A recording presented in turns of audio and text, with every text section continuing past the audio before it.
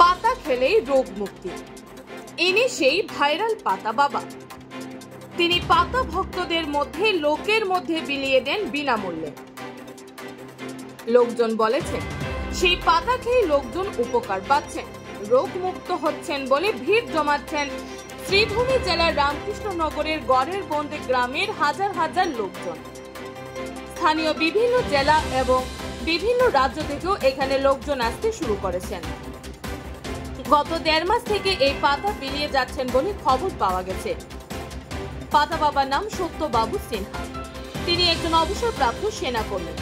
প্রতিদিন পাতা খাওয়ার জন্য হাজার হাজার লোক ভিড় জমান ওনার স্থানীয় গ্রাম, স্থানীয় বাড়িতে গড়ের বন্দে।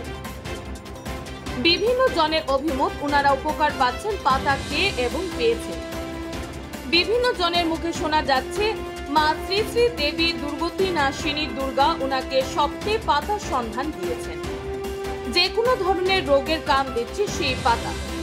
রোগের নাম বলতে লাগছে না ওনার কাছে গিয়ে, যে কোনো রোগ থাকলে সেই পাতায় দিচ্ছেন তিনি বলেছেন ওনার যতদিন প্রাণ থাকবে শরীরে ততদিন তিনি বিনামূল্যে এই পাতা ভক্তদের লোকেদের উপকারের জন্য বিলিয়ে যাবেন।